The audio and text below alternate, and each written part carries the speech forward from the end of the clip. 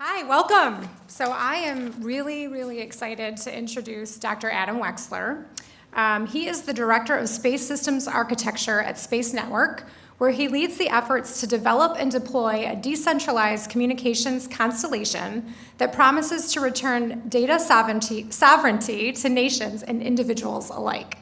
His team of engineers and operators are preparing to launch their second mission to low Earth orbit later this year. Adam has worked on the development of technologies for extended life support systems and liquid processing for space environments in collaboration with the European Space Agency, NASA, and Wexler, continuing the momentum he founded in his own engineering firm to develop and manufacture ruggedized hardware and space-grade systems for satellite telecommunication systems. I said earlier, we did a little run-through. I said earlier he's smarter than I will ever be, and I stand by that statement. That's all like super interesting information about Adam, but I asked my colleague Jake, who's standing over to the right, to my right, to describe Adam as a person, because he's been working with Adam for quite some time now. And I really love what Jake said. Adam is a sharp-minded individual whose curiosity and intellect make him a natural problem solver, well-suited for the challenges of space. Grounded and humble, Adam approaches life and his work with a balanced perspective, never losing sight of what truly matters. With a quick wit, and you're going to hear some of that today, an infectious sense of humor, Adam is able to maintain levity in challenging situations. So we have a lot to unpack today about space and satellites. And Adam, thank you. Probably going to thank you like 7 times for being here. But I think to start, why don't you tell us about your background and what first drew you into the space industry and what continues to inspire you today? First, I want to say thanks, Sarah, for that great introduction, and thanks to everyone for coming out here today. It's great to be part of GR Tech Week, and thanks again to DornaWorks for hosting us and also for supporting us on our mission to bring a different kind of communication constellation to the world. So I started out as a young boy living in Florida. The space shuttle program was in its heyday in the 80s. The early 80s were a very different period of time for that mission program. I was a voracious reader, and somebody gave me The Powers of 10, and I was fascinated by this book. You just flip through page after page, and you're changing scale and going from atomic level all the way out to cosmic level. And there was something in that really sparked my curiosity to know more about the entirety of the universe. Fast forward a bunch of years, going through undergrad, and I wound up studying a lot in the life sciences. Actually, I became very interested in how ecological systems work. And then that led me into studying water technology, and ultimately that led me back into space because we wound up getting involved in a program where we could study how fluids operate in space for those extended life support missions. So, if you want to go put astronauts in low Earth orbit, you can fly resupply missions. But if you want to send them to Mars or beyond, you need to have an ecosystem that goes with them. And things don't flow downhill when there's no gravity. So satellites already touch our daily lives in ways many people don't realize. Where do you see the biggest hidden impacts today? Well, I think, there's a lot going on. I think back to like the 90s, right? And you have to go out and try to find some place. And, MapQuest wasn't really even a concept back then. So you're wandering around with some sort of paper map. Fast forward to now, right? We can go to Google Maps, we can zoom in, we can see images, pretty up-to-date images. But I think what's beginning to take hold is the Earth observation field and the ability to access real-time data. That used to be the purview of governments and militaries, and it's really becoming something that's accessible to commercial. And I foresee to individuals in the near future. Synthetic aperture radar is improving the ability to provide real-time information about where materials are. If I've got a shipment of cars that I'm expecting to leave a certain port, I can actually find out if they've left that port just by logging in and reviewing data from a satellite. So I think there's a lot of efficiency and a lot more information about our world that's going to be coming online because of satellite technology.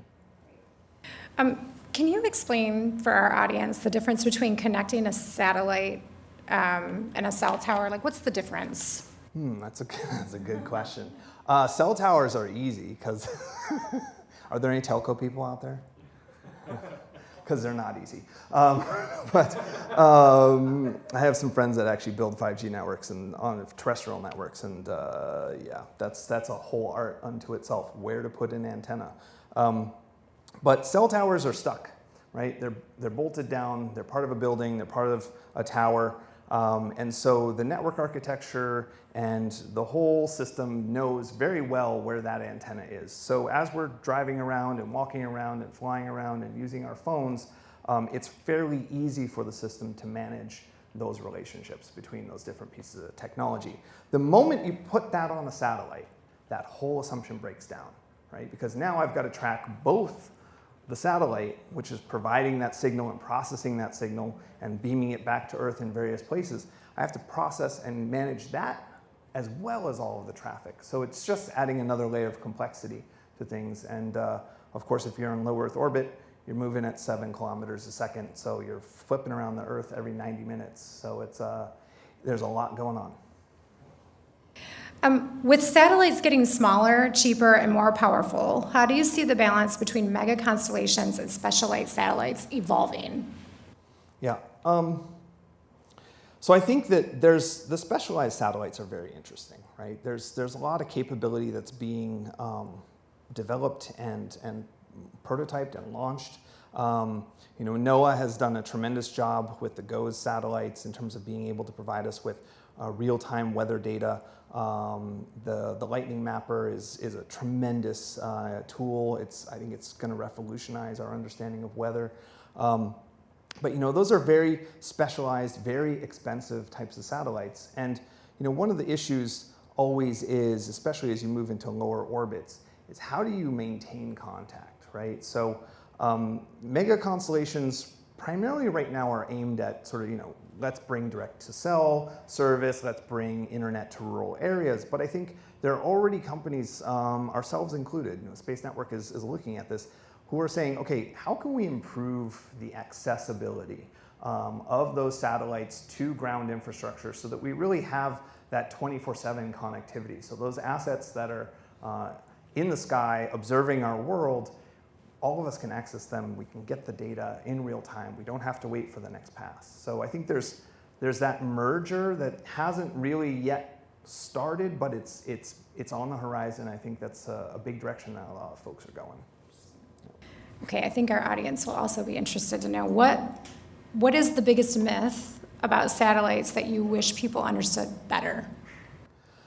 I think probably the biggest myth is that they're some sort of like rare super tech. In a lot of ways, they're just like the technology that's in our pockets, in our cars, sitting on our desktops. The difference is the amount of testing, the amount of additional work that goes into making them ready for space. It's pretty common these days, especially for the CubeSat space, to take commercial automotive components and do extensive testing. Drop them in a gamma beam, see how they do, if they can handle it or not, and just bin out those parts. So, I think that's a big difference from what, and it goes back to the Apollo era, right? That was a very specialized period in space technology, but today, they're kind of like flying laptops. I was hoping you were going to say they're not always watching us, but unfortunately. They're always watching us. So I am really excited for our audience to hear about your company and its mission. So Space Network's mission emphasizes connecting underserved regions through open, sovereign satellite data networks.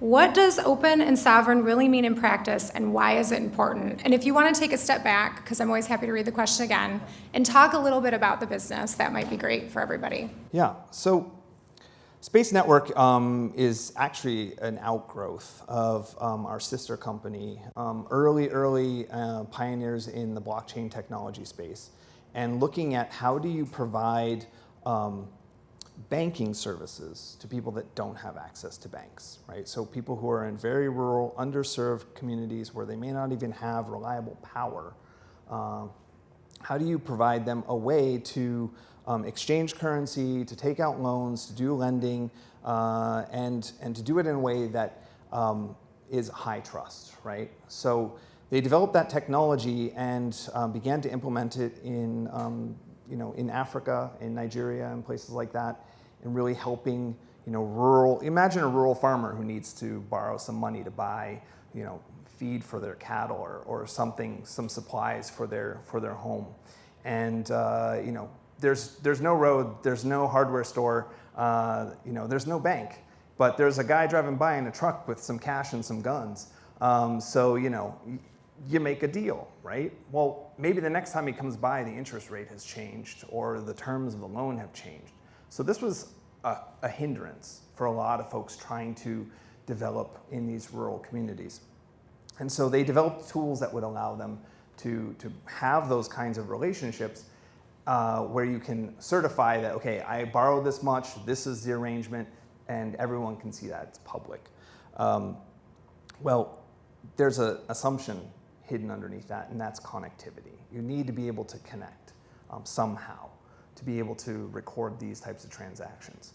So that's what led to the idea of let's bring connectivity into places where classically, for whatever reason, it could be geopolitical problems, it could be geographic challenges that prevent you from extending modern infrastructure like most of us enjoy into those regions. And satellites are a natural source of signals from the sky, right? So that was the driver behind us beginning to study whether or not we could bring decentralized services, and decentralized services being a critical piece of this, because as you mentioned, sovereignty, right? As we talk to different nations like Nigeria, Kenya, others in sub-Saharan Africa, other nations throughout Southeast Asia, there's a concern, and there's a growing concern about where is our data, right? So if we're going to utilize this infrastructure, it's great, we want that infrastructure, we want to help our population connect. It's important for people to have information and access to each other. Where does that data go, right? And so the question around, again, how do we trust? How do I trust that my data is going where I think it's going? And we're already beginning to see certain nations like Saudi Arabia pass laws, data sovereignty laws, that prohibit the export of their data, right? So they're saying, this is our nation's wealth. Our data, I think all of us are aware of this, right? Our data has tremendous value. Well, how much control do we really have over that, The EU has passed legislation, right, which is a mixed bag of success on trying to help control data. But as blockchain technology develops, it's naturally predisposed to providing tools for that data sovereignty. Couple that to open architecture, right? So we're all familiar with the big divide between iPhone and Android, right? And it's not just about blue versus green bubbles. It's really about a closed ecosystem versus an ecosystem that is built on an open architecture, right? So here are the standards. This is what the hardware has to do. This is what the firmware has to do. This is what the software has to do. And if you follow those guidelines, you're part of the ecosystem for Android, for example. So we have lots and lots of manufacturers producing different types of hardware that are compatible. Whereas Apple, great innovator, but very, very controlled, right? Software is you can be a developer. There's a lot of great development in terms of apps, but in terms of hardware, Apple controls that very, very strongly. We can draw a parallel between the system that we're proposing to build and beginning to build and say something like Starlink or Kuiper, right? Where if you want to access Starlink, you need a subscription. You need their terminal, you need their terms and conditions. Our system, if Sudan says, we want to put up 100 satellites, here are the standards. We can help you, you can do it yourself. And that's a different take on how satellite networks and networks in general can be deployed on this planet. So can you elaborate on how currency is exchanged for something like this, and maybe talk a little bit about SpaceCoin while we're on the topic of this? Yeah, so I mean, blockchain technology is really about cryptographic signing, right? So you're basically taking a key, a big long number that's unique to you, and you're signing a transaction, you're signing a contract saying, this is me, and this is my data, and it's going from point A to point B. And the tokens that we utilize for that are SpaceCoin, and they're built on that same system, the credit coin system that we used in Nigeria, for example, for extending credit to rural folks. The thing that's nice about that is anyone can access the network, right? So you can buy this token very soon on open exchanges, and you can use that token to gain access. And it's a key, right? You burn that token to make your transaction happen. So you can send a message. You don't have to have a subscription. So it's a tool, and it's an open source tool that allows people to access a network that is an open architecture. And that's really the point, is when we're talking to these different nations and we're talking to these different partners and players, they're all very interested in having a stake in what's happening, right? The new space industry, space telecommunications industry, and the connectivity that space affords is something that a lot of nations are becoming very, very interested in, and a lot of telcos around the world are becoming very interested in, because it naturally extends their capabilities and gives them a place in what is really becoming a very hot market. So. You recently launched Space Network Africa. What outcomes do you hope to achieve in the next 3 to 5 years, and how are you building sustainable ecosystems there? That's great. That's a great follow-up question to what I just was talking about. And I think that's exactly it, is it's a sustainable ecosystem, right? We want to provide capability to our partners. So whether that's telcos, whether that's foreign nation states, providing access to the technology, providing training, workforce development, and giving them the tools to control their data, but also to begin to reap the benefits of something that every nation has equally around the world. And it's one of these little catchphrases that I really love, which is every nation is equal under spectrum, meaning that the International Telecommunications Union, which governs radio frequency utilization on the planet, it's kind of like the UN for nerds.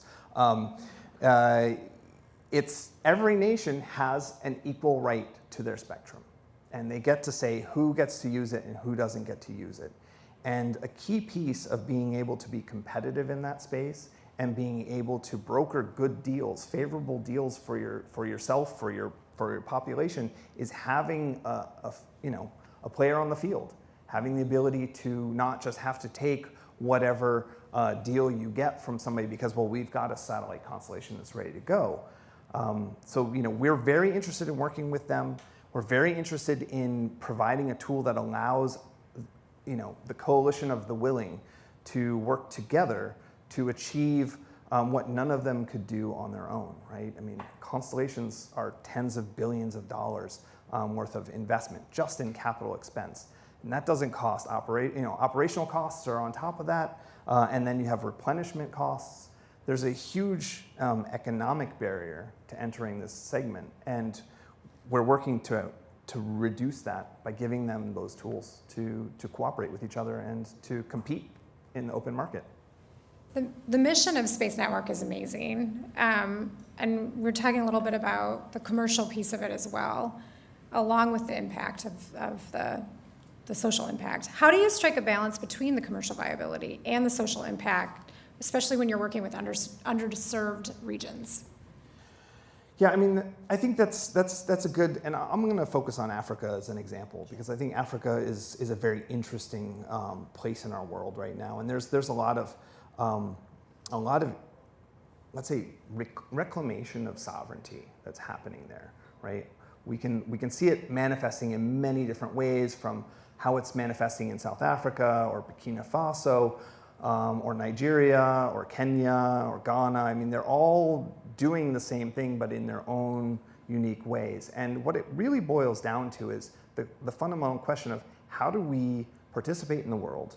How do we recognize the value of our natural resources? How do we engage our population in a way that moves us into the position as a global player? You know, I mean, I think they see what the United States is. They see how the EU functions. They see, or dysfunctions. They see, what's happening with China and, India. And there's a sense that, okay, we want to be at this table and we want to be capable at this table. So again, it's that piece of they recognize their value. So for them, it's a very good incentive to be like, this technology will keep you relevant in the market. It will help you be a contender. It will help you stabilize your economies.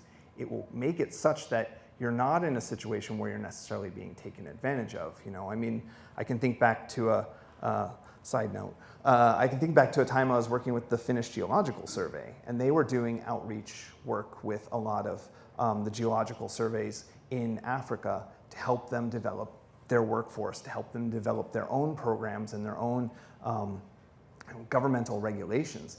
And they went to a mine. They thought it was a polymetal mine. So polymetal is stuff like nickel, iron, and they walked in and they're looking at these ores going by, this trail of ore going by, and they're like, who told you this is polymetal? This is polymetal? No, this is gold, right? So there's a need for assistance. There's a need for cooperation.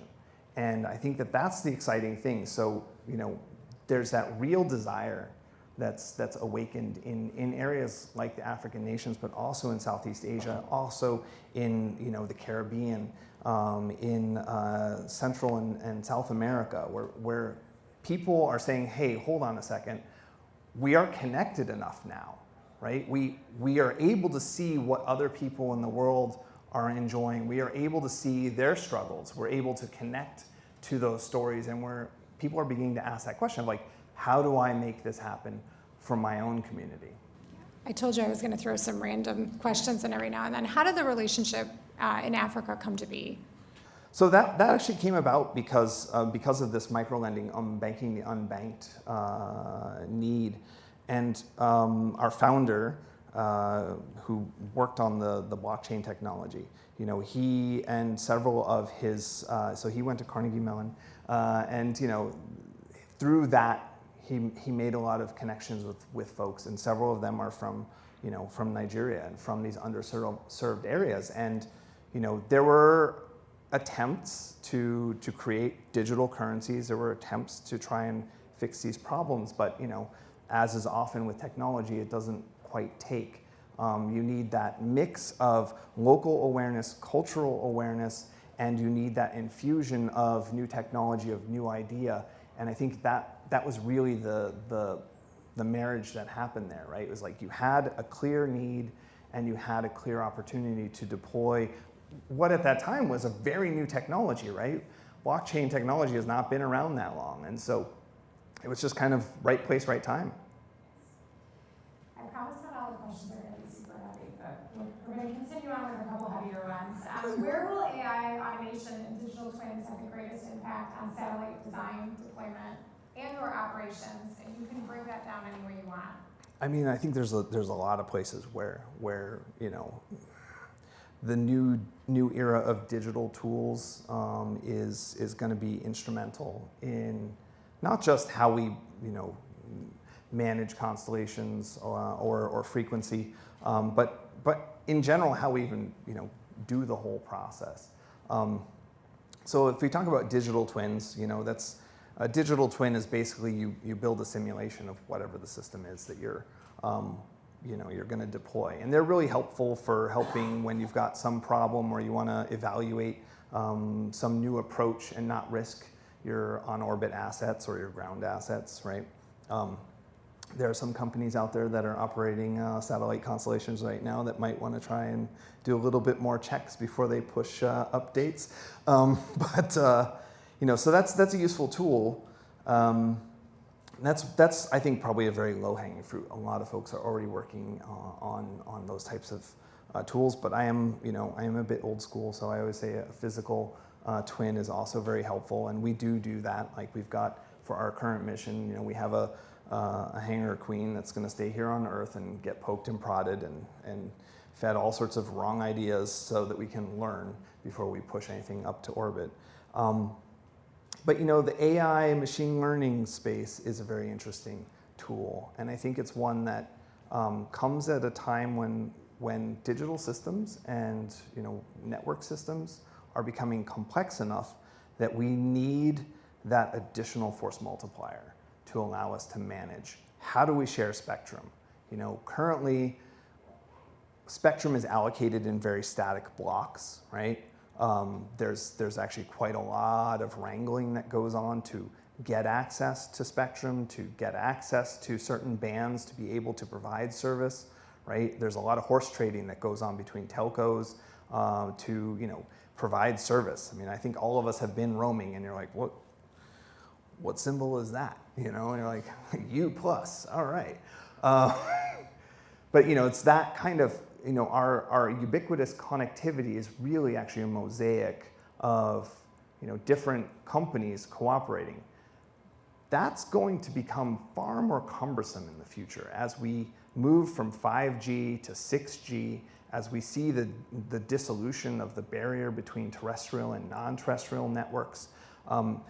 The way that we manage and utilize spectrum, and just to be clear, the electromagnetic spectrum is the rarest, most heavily valued natural resource we have, right? If I am broadcasting, somebody else cannot, right? There is a limited amount of electromagnetic spectrum that we can utilize, and there are more and more and more devices utilizing it. So don't get me wrong, there's lots of great people working on new techniques to share that, but I think dynamic frequency sharing is going to be something that AI and machine learning is essential to allowing us to do. So we're going to have to get better about how we carve up that resource.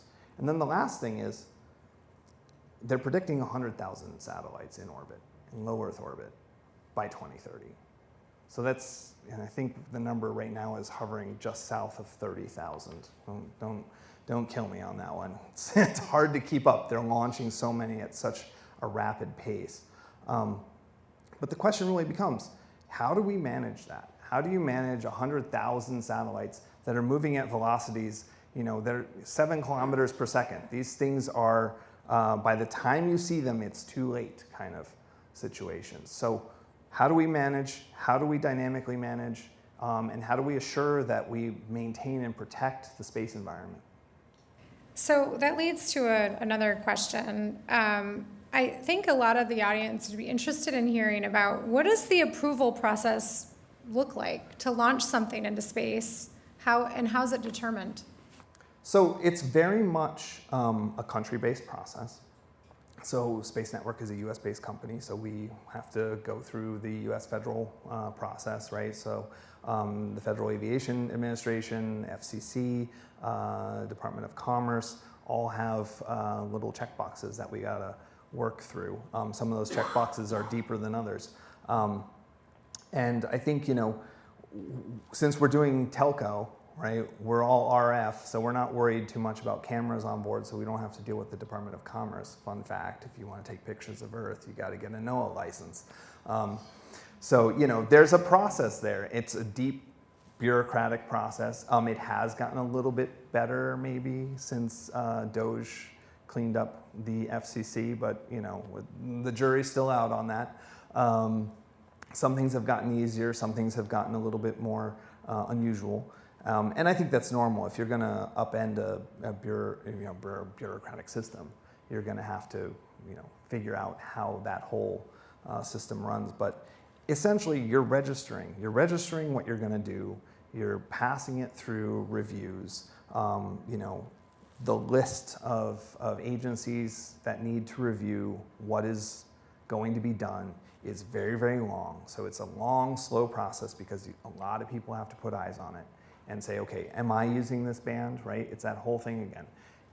NASA takes a big swath of S-band, right? S-band is actually where most of our cell phones are operating as well. But for space, they own that.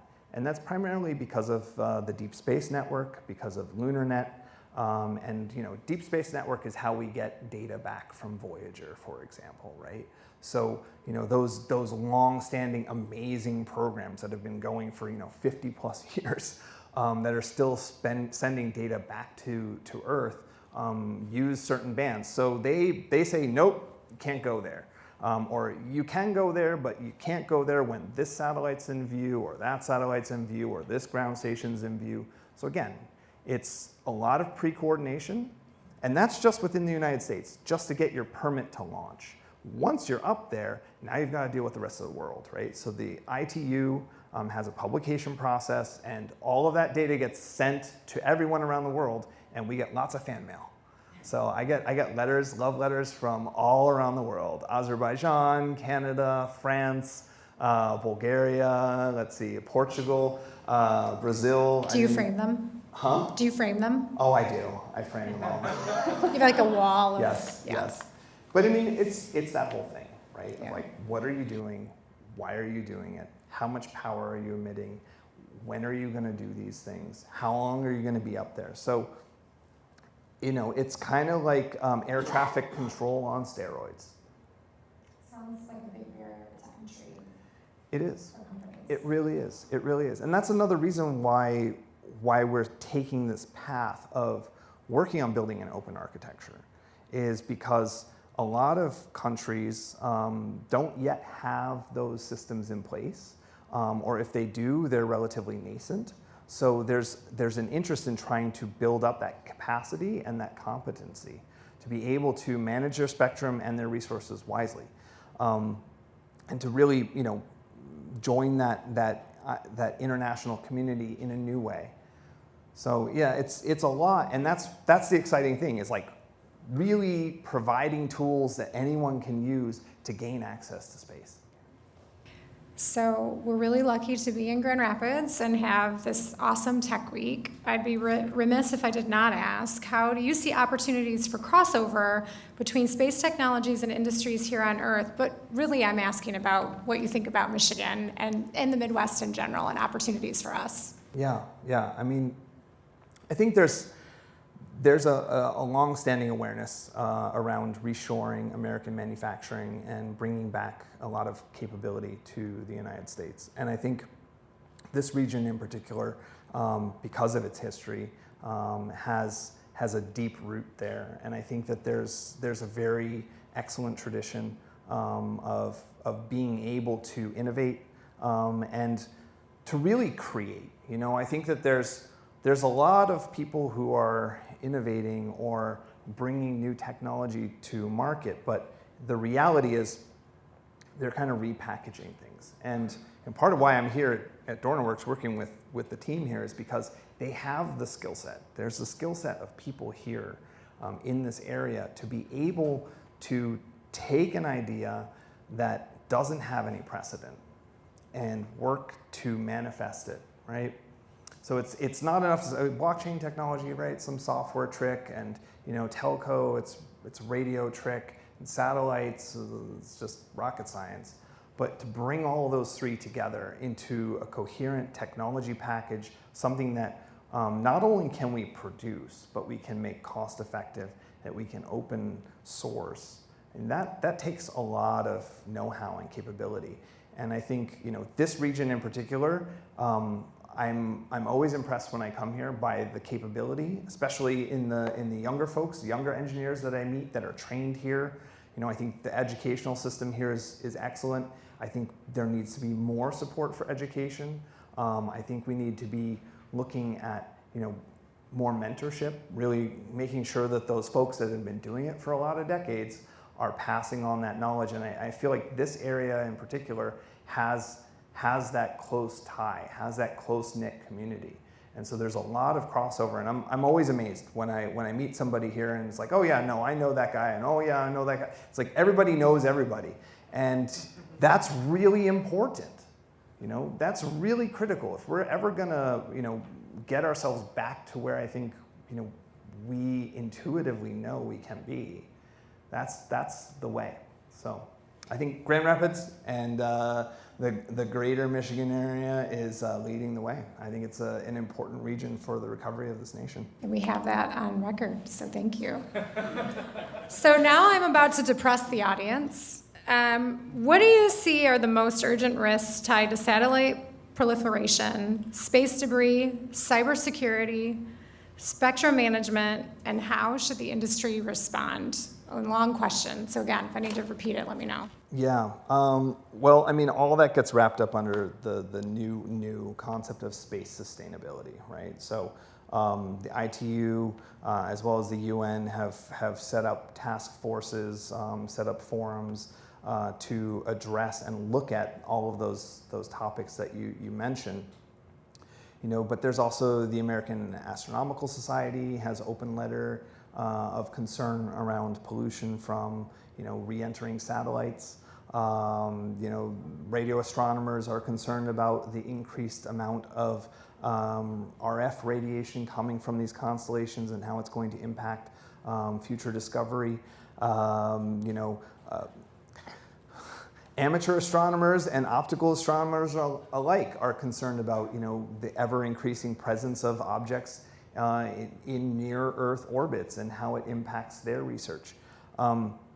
So there are some very near-term concerns, but I think that there are some longer-term concerns, and it has been raised that as satellites burn up in the atmosphere, they leave behind an aerosol of aluminum and aluminum oxide that potentially can weaken and damage the ozone layer, and probably has other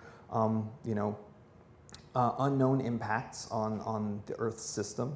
Lithium batteries are very, very common. Lithium-ion batteries, what we use in satellites. We don't really know what happens as that number continues to rise, because when I launch a satellite into low Earth orbit, it's only there for a little while, right? It's low, it's decaying. The Earth's atmosphere is not a clean bubble, right? It just sort of kind of continues off into space for a long, long way. And so all those satellites that are flying at 500, 600 kilometers, they're still in the atmosphere. They're still experiencing drag. So, eventually they come back home. They come back to Earth. So how do we manage that? What are the impacts of that? Can we do interesting things? Like, for example, there's a bunch of people studying wood satellites. Can we build them? And it looks like we can. Wood is fairly stable in orbit, especially for something that's only going to be up there for 5 years. So, I think that we're fortunate because we've gone through a few industrial revolutions now, and we're like, well, all right, this is all great, but hold on, let's do the full environmental impact. And so I think that eye towards space sustainability is something that it's going to play heavily into what we do going forward, but yeah. How does a satellite return to Earth? Very hot.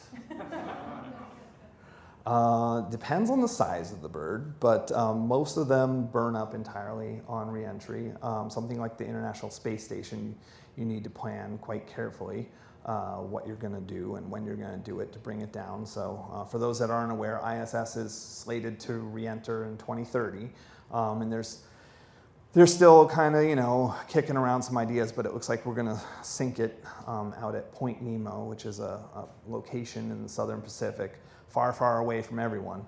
And so there's a planning process. And for something like the ISS or the space shuttle or anything that's got propulsion on it, you can pretty well pick when you're going to come in and where you're going to come in, because you fire your thrusters, you slow the vehicle down, and gravity takes care of the rest. Everything that's in orbit is in free fall. That's why when you see astronauts and they're floating around, it's the same thing that would happen to you if you were to jump off a cliff hopefully with a parachute, but that sense of weightlessness is actually just due to the fact that they are in free fall, and the only reason why they're not falling straight down is because they're just going so darn fast. So it's a process. For small satellites like the ones we're launching for this mission, we put them in a tumble. So at the end of the life, we discharge the batteries, we send them into a tumble, and the drag just kind of takes care of the rest, right? We do have to do some planning. You don't want to run into the International Space Station or anybody else, but essentially that's what it is. You slow yourself down enough, eventually you hit the thick part of the atmosphere, somewhere around 200 kilometers or so, and then, fire. And that's it. Great. Just wanted to make sure there were no satellites falling from the sky, I think is, on Well, houses and whatnot. Sometimes it happens. I live in Florida. So we did have, I think it was last year, somebody had a piece of a Starlink satellite fall through their roof. It happens. It happens. Some countries are not as good about it as others. I mean, the U.S. is fairly concerned about not dropping space debris on people. I mean, Space Lab was kind of a whoops. For those that don't remember, we crashed a space station out in the desert of Australia. So don't do that. How do you balance the race to launch satellites quickly with the responsibility to maintain long sustainability in orbit? Very, very carefully. I think that's something that the space industry is still working out. We have transitioned from what I'll call old space, which was really the purview of nation states and militaries, where you had a huge cadre of excellent engineers and all the money in the world, and they got it done. They got it done as right as it could be done. And they weren't so worried about sustainability because you're launching 1 or 2 missions a year, maybe every 5 years. Now we're in a space where it's commercial, right? So time is money, and you got to get them up there. And lo and behold, again, I live just south of Kennedy. We have sometimes 2 rockets a day going up. It's impressive, but there is that question: what goes up must come down. And if you want to try and park something, some people are like, you could just park it in space. Well, you got to go really high to park objects, and most of the time you don't have the fuel. So it becomes about management, and it becomes about, I think, the march towards asking, what do we really need to be putting up there? So like I said, wooden satellites, very interesting idea, right? Is it sufficient for a 3 or a 5 year mission? Yeah, it is. So I think there's the industry as a whole is still working through that, and I think that's what's encouraging, that we've got, the Global Space Council, for example, has really set out to make sustainability a major issue. But it takes everyone asking that question and saying, we do it this way because that's the way we do it. Could we do it differently?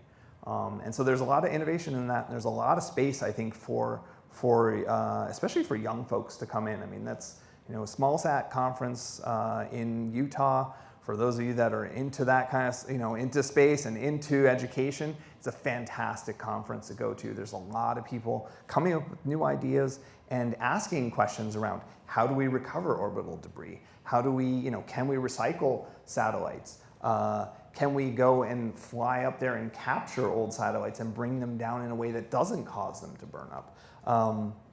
Can we refuel? Can we service? Can we repair satellites on orbit? So, there are a lot of folks who are asking this question and are out there exploring it. So, I think in the next decade or so, we're going to see some very different types of technology on orbit. So if because we are recording this and we do plan, our companies will be using some of the video clips, if you were to talk to a student today, what would be your message if they were interested in entering the space industry, the satellite industry? What would be the advice that you would give them? How would they break into it? We did not plan this question, so if you need to think about it. It's a good question, and I think about, so my nephew actually just started undergrad, and he's very interested in the space industry. Not just because his cool uncle is, But I think what it comes down to is learn your craft. I think every one of us recognizes we have an interest in something. Learn your craft and learn it well. I think one of the things that, again, I'll use DornaWorks as an example here, that I really appreciate about working with this team here is there's so much depth within the team, but at the same time there's so much breadth because you have picked a tremendous team of subject matter experts who really know their stuff. And also, because of the environment that's been built here, they can cooperate, they can collaborate. So I think, for a student today, starting out, pick something. It doesn't have to be the thing that you end on, but pick something and go deep. Really begin to understand what does it mean to study, to move deep into a space and stretch yourself, push yourself, join teams, work with others. I think it's maybe an artifact of our current digital age, but there seems to be a lot of isolation. People are having a hard time working with each other. I saw a story not that long ago about music and how the concept of a band is sort of fading away, that we see a lot of DJs, right? Single musician, very, very talented, very, very capable, but they're not playing with other people, right? So I think, especially in this field, this program that we're doing right now, there's probably about 75 engineers spread out all over the place working on making this mission happen, And so it takes that ability to know what you know, to know what you don't know, to know how to ask for help, to know how to work with others. And I think that, if I was a young person today, that's what I would be doing. I'd be getting out there, trying, working with teams, pushing myself, and, going for it.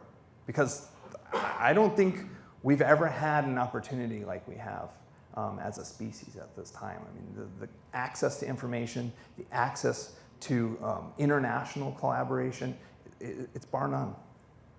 I just want to add, everybody knows that the 90s were the last great decade of music, so we've got that going too. I concur. I'm going to transition to another music question. Okay. No one's expecting this, and I cannot wait to find out your answer. What did you think about Katy Perry going to space? Well, I think it's great.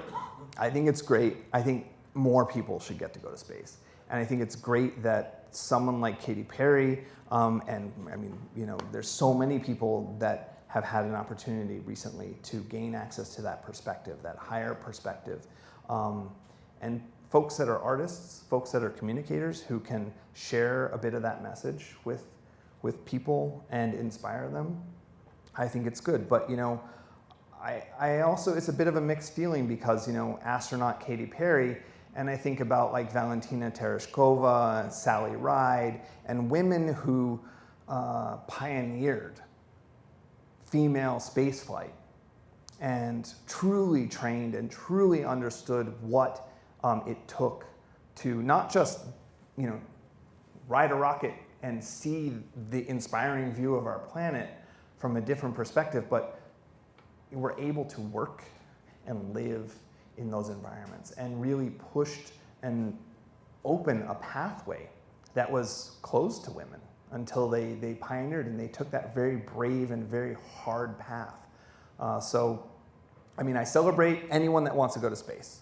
I think it's a great thing, and I really appreciate that, there is an interest in bringing more people up there. But I really think that we do need to acknowledge the tremendous effort and work and hardship that those early female astronaut pioneers went through and, showed us. And I mean, there are some, there have been some sacrifices along the way, right? I mean, I remember Challenger, I was in 6th grade, and yeah.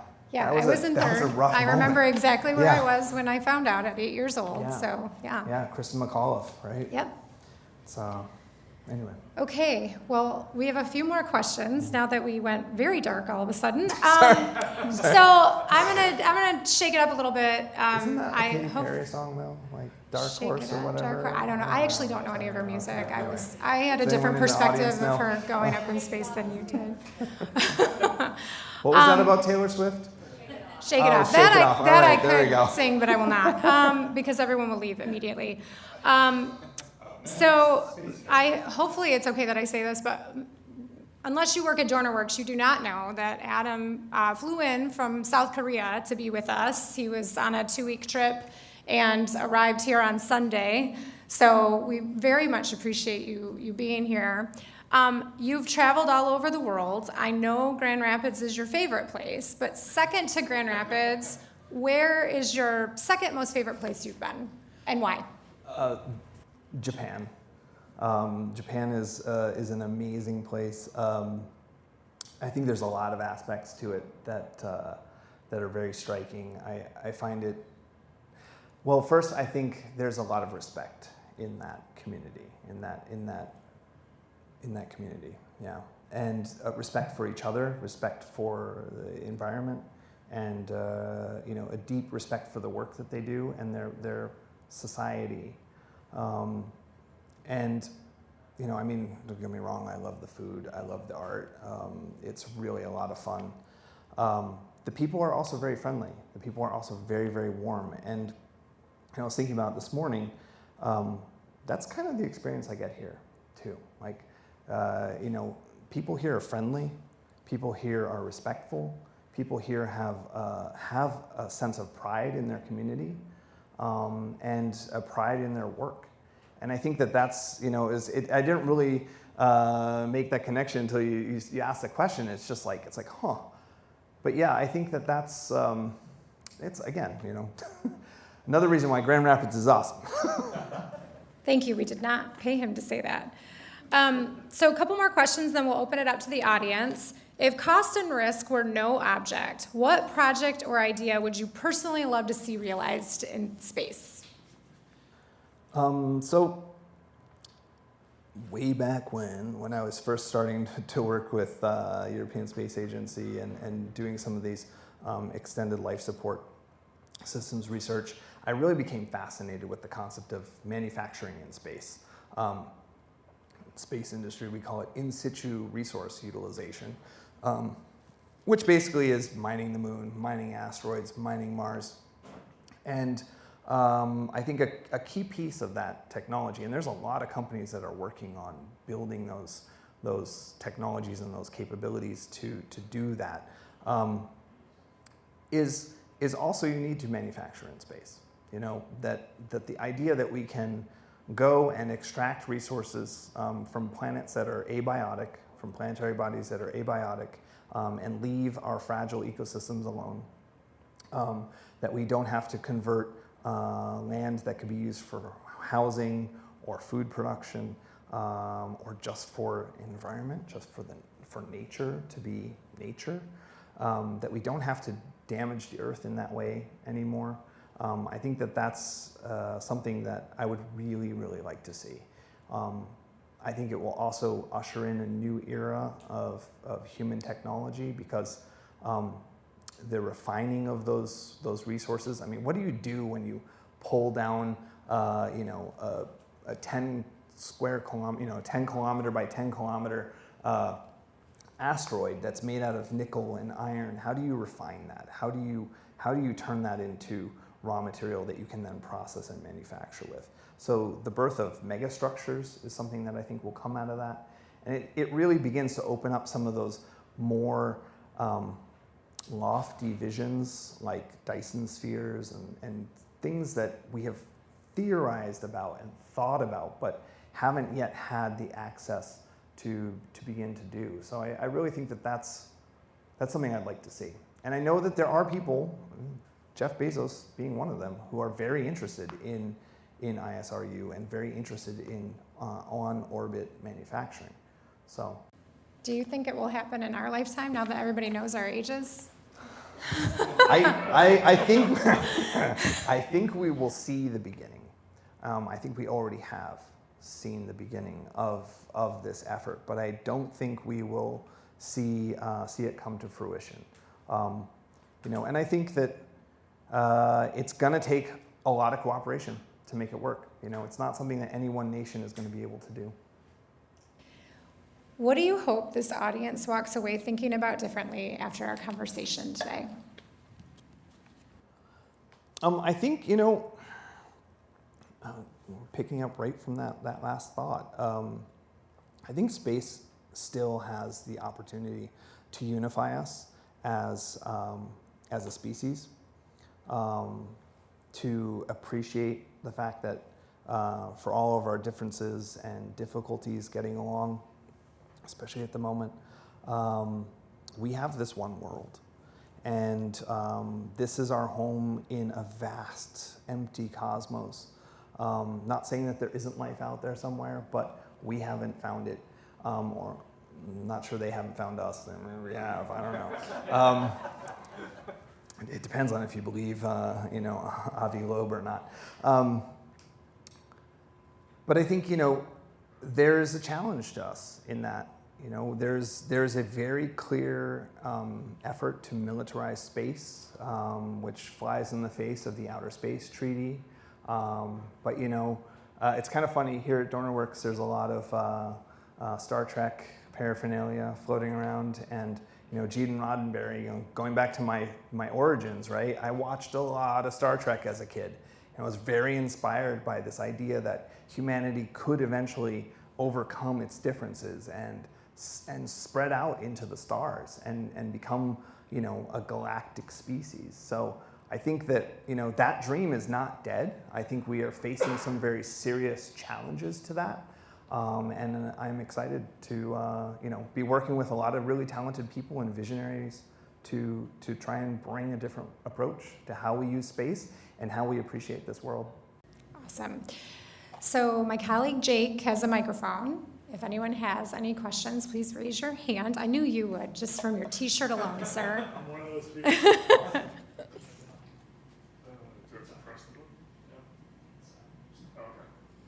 Okay. So earlier you touched on sovereignty, and I wasn't sure how you were applying that in that context. Is it sovereignty of countries controlling data within and connection to the internet and having their own internet?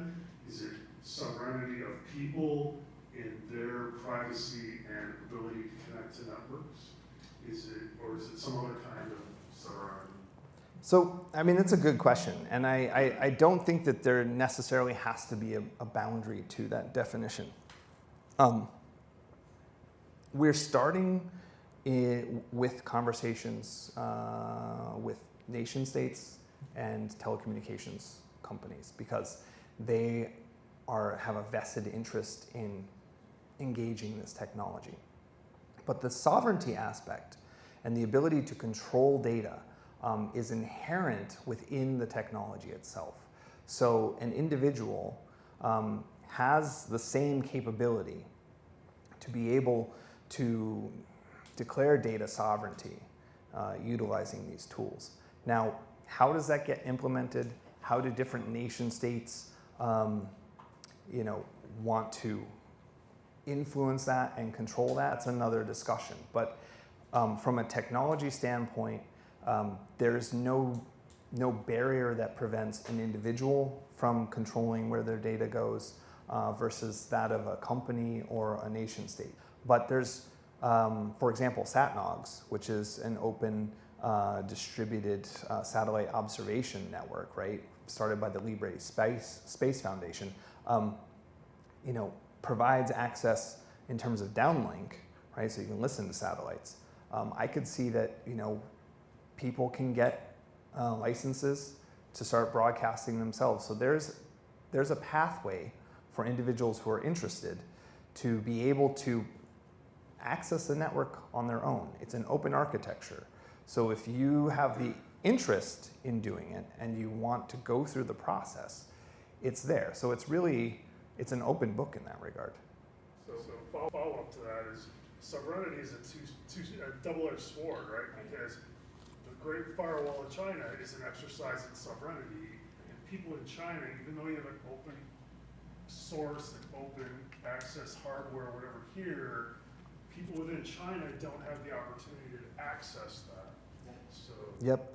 Yeah, and I think that concept also touches on privacy, right? So I think there's a lot of questions around how do we manage data, how do we manage data networks, how do we protect people from bad actors in networks, so adversarial behavior, things like that. It's certainly not a solved problem. And I think we internally spend a lot of time actually talking about how do we protect the network, how do we protect the network integrity, just from a data standpoint, an operations standpoint, but extending that into the the public ethos and the sociology of it all. I think that this is like any new technology. There needs to be, along with the development of the technology itself, a development and a conversation about how do we use and engage with that technology. And I think that's one of the challenges that we face in this world today, right, is tech is moving very, very fast. Information technology from, going back to the 90s, right, to now, we would never have been able to predict the kinds of things that we're seeing. And I think that, legislation is way behind in a lot of ways, and in some places very, very backwards. There's definitely concerns around protectionism, around closed systems. So I don't think there's a simple answer to that, but I think it's going back to the sustainability piece. I think it's an important aspect to sustainability. How do we use this technology? How do we use this technology well? And how do we do it in a way that doesn't enslave the population, but rather sets them free? And that's something that's going to take everyone in this room and everyone on this planet, I think, to solve. But that's a big driver for us, is we want to provide a tool that allows people to access systems that they classically would not have been able to access.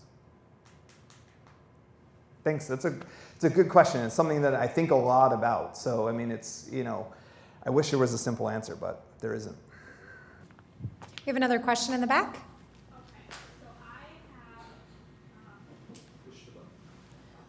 Push the button. okay. I have no opinion for or against. This is just a question out of genuine curiosity. Sure. Now you mentioned, obviously, billions of dollars to send satellites and all the bureaucratic red tape and everything. And you mentioned, for example, Africa and setting them up with banks so that they don't get scammed by locals.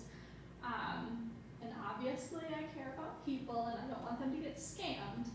But when it comes down to billions of dollars and all that effort to get through the bureaucratic red tape, what is the ROI on the government side and on your companies for a country that, is not us? Right. So it's sort of like, what's the bottom line? What's in it for us is the question. And I think that's a good question. We get asked that a lot. And so if we go to the first part of your question, what is it? What's the ROI for a nation state? The ones that we've been talking to, right? They have very specific needs. They've identified populations, whether they are, let's say, fixed populations like a rural population or transient populations. For nation states, the ROI isn't really about dollars and cents. It's about what does it mean to have a population that's connected? How does that impact their economic viability, right? You can imagine a farmer somewhere selling their goods to a wholesaler who's traveling. Well, if they don't know what the current rate is in town, they might not get the fair shake. There's also, the ability to provide life-saving information, right? Getting help, getting advice. Telehealth is a huge thing, and it can even help in emergency situations. So, I think when I think about countries, I think more about this is an investment in them stabilizing their population, stabilizing their nation. So that's, in my mind, that's, and when we talk to these nation states, that's a lot of what's in it for them, right? They want to stabilize their population. Switch over to telecoms, right? So again, being able to extend coverage, right? So classically, maybe I've got 99% coverage for people in my region, but well, we've realized that actually there's a transient problem where people are leaving, they're losing coverage, and they're coming back the same day. But those 8 hours that they're gone, they want to have that capability. There's a revenue piece in that for them, right? Because all of these networks are really driven by traffic. How much data are you moving? And so telecoms are very interested in extending their capabilities. They're also interested in being able to fill in coverage, right? So you can imagine if you host a World Cup soccer game, for example, right? Your terrestrial networks are going to saturate. So having eyes in the sky, ears in the sky that can augment that network capacity improves user experience, improves impression. I'm not a business guy, so I'm sure that there's some formula for what that translates to into money.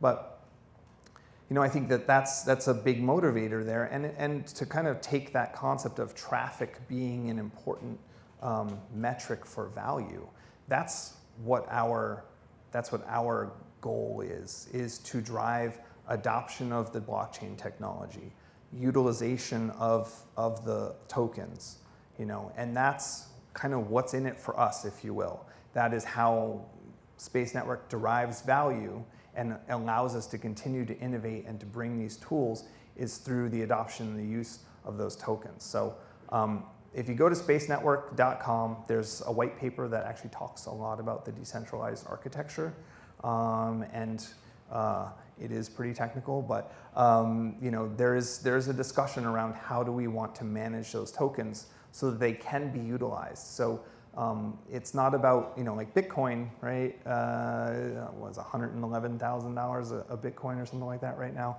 I don't know, maybe it's more. That's kind of out of reach. That's not useful for this type of technology. What we're trying to build is a store of value that is rooted in utilization of the network. So it's about traffic. At the end of the day, it's about people connecting to people. Great. So Adam is going to be here for the cocktail reception, which I'm thinking everybody is ready to go have a drink or a snack. I want to thank New Holland for offering sponsorship on some of our Space Machine themed beers. And I want to thank our team, our DonorWorks team. A lot of work went into this event, a lot of work behind the scenes that no one would ever think of. Many people running around today making sure everything was set up. So I really want to thank our team. I want to thank the Right Place for hosting Tech Week. We're very lucky to have the economic development group that we do have here and this brainchild that they came up with a few years ago. And Adam, I want to thank you so much for not only being an awesome customer, but also taking time out of your extremely busy schedule to be here. And I'm sure you're more jet lagged than any of us could possibly imagine, but we really, really thank you for being here. Yeah, no, thanks for having me, and thanks for all the great questions, Sarah. It was really it was a fun discussion, and I hope everyone in the audience enjoyed it. And thank you all for being here and for being interested in this topic. So fantastic. Looking forward to meeting you all.